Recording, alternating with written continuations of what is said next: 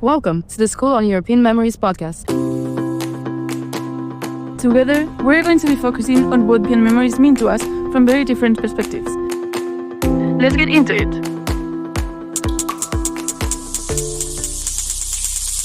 Episode 5, Learning from Personal Memorialization, a conversation about death and mourning. I am dying. You're dying. That's a fact. And there's really nothing we can do about it except then to talk. And that's why we're here. So please join us through this trip towards mortality on this episode of our podcast. I am Mirko. She's Claudia. Yeah. Here in the School of Memories, we recently discussed about the meaning of confronting memories and how a story can change depending on who is telling that story, which has resulted in political instrumentation. But today, we're not talking about politics, but we're talking about how memories can impact your identity and can be used as a mechanism to resist mortality. So I would like to start with a question for all of you, obviously. The question is, do you guys think that memories that have been shared with you by someone important, like your parents, matter to you as much as personal experiences, like your personal memories?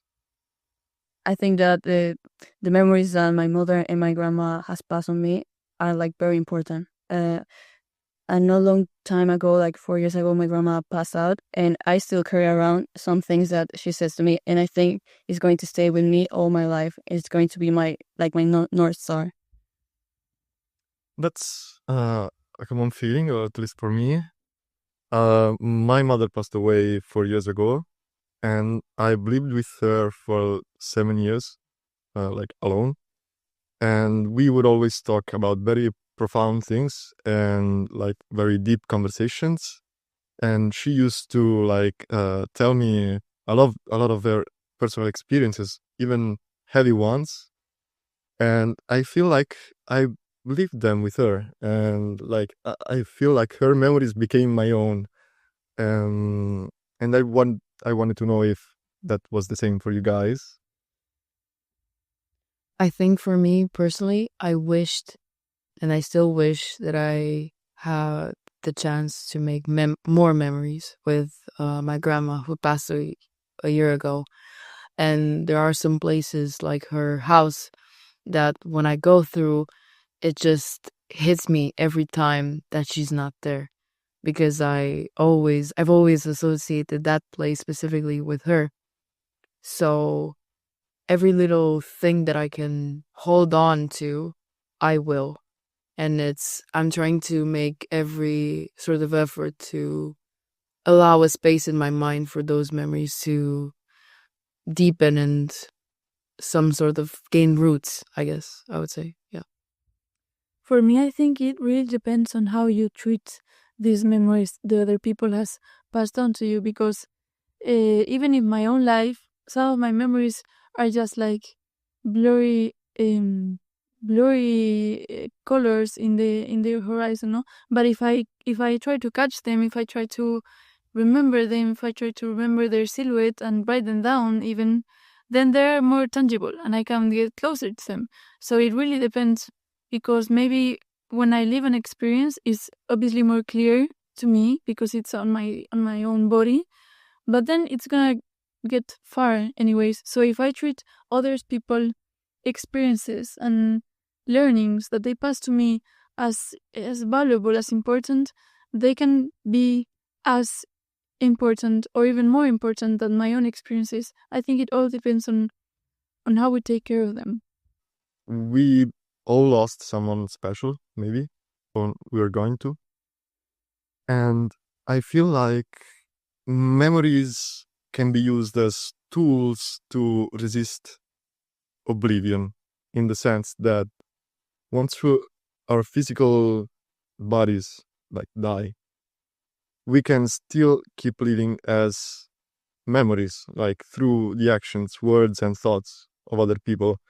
And that's a thing I think that I really like to think about, because that kind of shapes the difference between being remembered and having mattered. And I know it may seem like a classist kind of thing, but like we're here at the Jean Monnet house, no?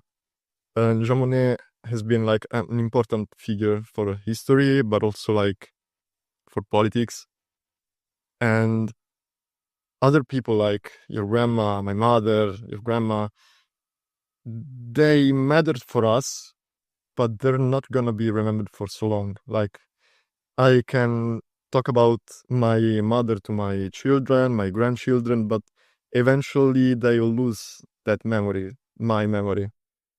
So I wanted to direct this conversation towards grief and mortality.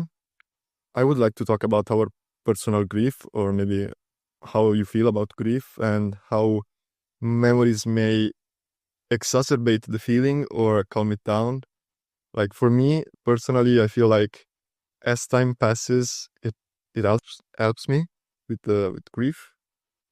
Every day I still find things that I can enjoy about my memories with my mother, and the more things I find, the more calm I am about this whole thing. I believe it's not the same for everyone. I don't know if you guys have a different take on this subject, like if time helps you with grief or it worsens.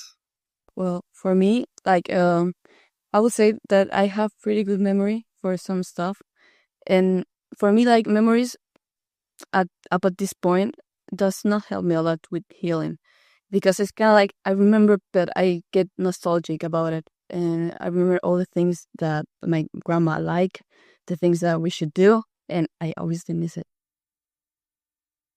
I think that time can heal.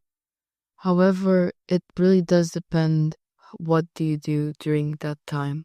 Whether you reconnect with people that have known the person that you're grieving, maybe. Whether you go to places that that person was at, or that they loved, or that they've enjoyed.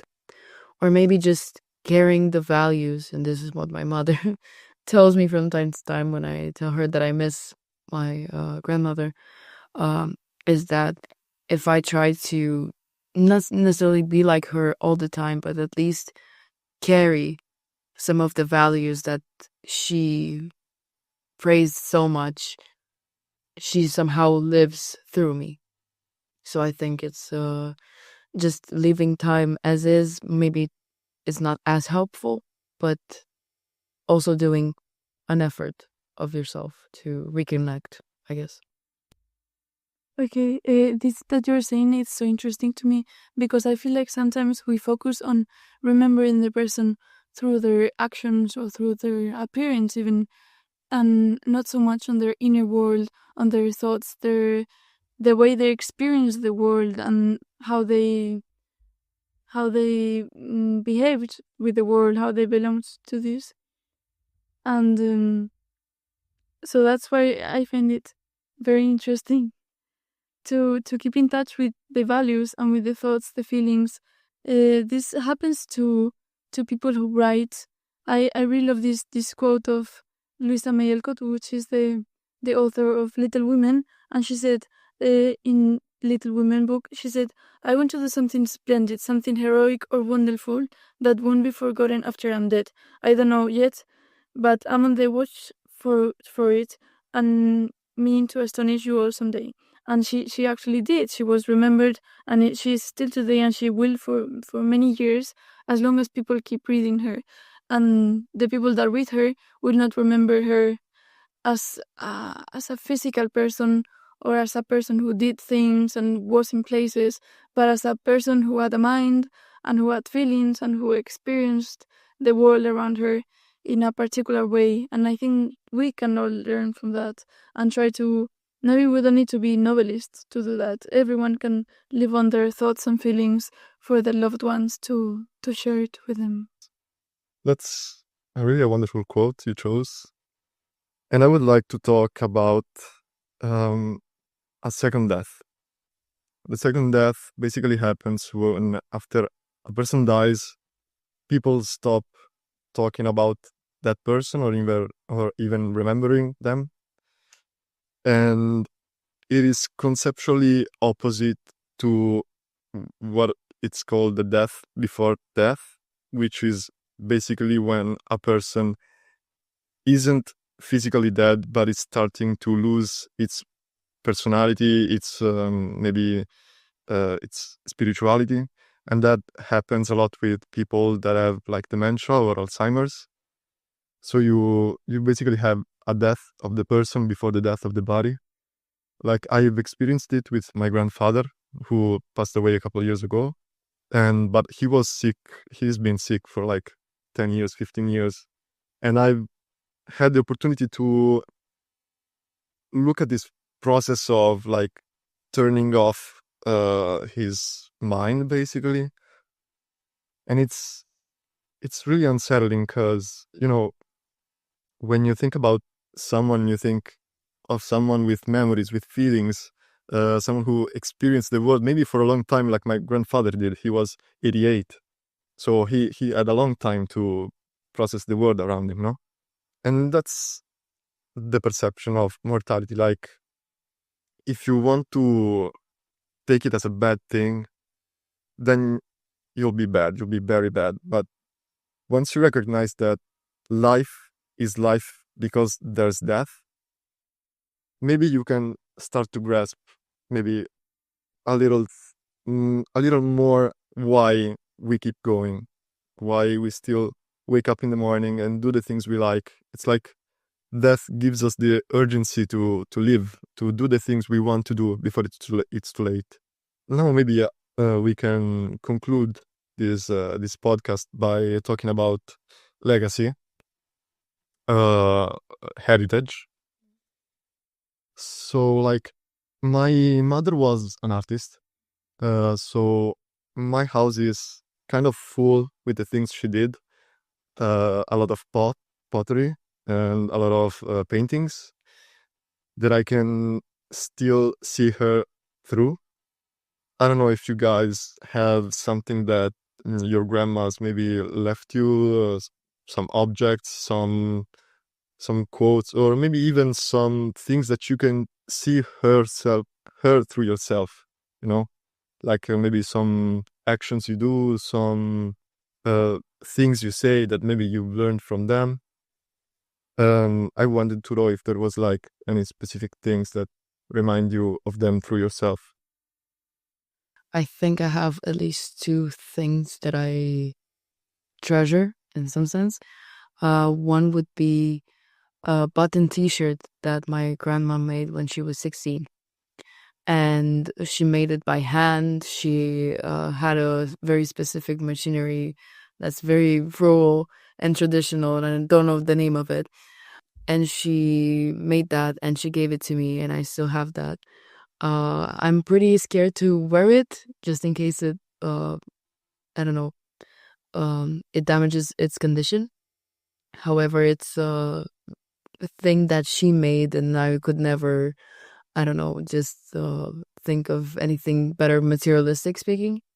And the other thing is a message that she sent me a couple of weeks before she died, telling me that she had an abundance of quinces.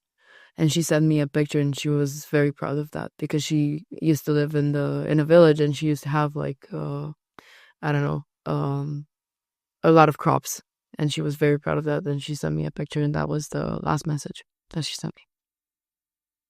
Yeah, I think my grandma left me some stuff, but I don't really remember her for that. I think I see her through me when I sew because she teach me how to sew. She loved to do it. She made her t-shirts, her dresses and stuff like that. I only learned a little bit, but still. And also, I think I remember her for all the things that she teach me. So for me, it will be like memories and she living through me. Okay, I would like to leave you with an ethical question. Since we're in the digital era, we have our photo books, on the internet, no? And on our galleries, our physical devices, maybe we have some data. My question is, do you think that after we've passed, should our data, private data, be deleted, or should it like stay, and maybe so that our I don't know, our children, our grandchildren could maybe look at them? Do you think that's something you would like, or would you prefer to keep your things private in all of eternity? I was actually thinking about this a little bit earlier, but I think that maybe not all data should be like released to the public or something like that. But maybe we can, since we're in a digital era, maybe we can create like a digital family tree. So like future generations can go back and like Google me, who I was, who I like, and maybe, I don't know, maybe that way we can escape the mortality. Maybe I come from a more bureaucratic perspective. As much as I would love to digitalize some information and some data, and while it is easier to sort things, I think that especially for a relative and for relatives, it would be a better way for them to connect if they touch, if they smell, if they feel, if they wear, for example, maybe jewelry, maybe clothes. It's an easy way for a lot of people to connect, because realistically, in times of grief, you go through moments where you want to close yourself, and it's very hard to express your emotions, basically, or to want to get in touch with them. So maybe having some objects could aid in that grief and could make you just accept as it is and move through a lot easier. Yeah, I agree with you in that the importance of having analogical objects, even analogical pictures, not only for the emotional connection to it, which I also feel more connected to things that I can feel with my body, and not only with my eyes and mind, but with all of my senses, but also because the digital world, it's so huge and so fast that I feel like if we only have our memories digitally, they will get lost, or we get lost in them. Maybe it's not that they get deleted and we cannot find them, but that there's so much stuff that's, I feel like they would become smaller when they're in relation to everything else. But when you have a digital object, or even I don't know, even if it's a CD, you can focus on that instead of comparing it to the whole world that you have in your devices. Thank you guys for all your takes on this really taboo subject, which is something that is not often talked about. And that's why we're here to talk about it, since it's something that everybody has to experience in some point of their lives. And I hope for whoever is listening to this episode that maybe it can help you going through grief, maybe in a better way, in a more mindful way. And I would like to thank you all for being here, and also everyone for listening to us. Idea, recordings and edition, Cesc Mainzer and Fernanda Zamuzi. Music and sounds, freesound.org. All episodes recorded at the Jean Monnet House on May 7, 2025, during the 3rd School of European Memories.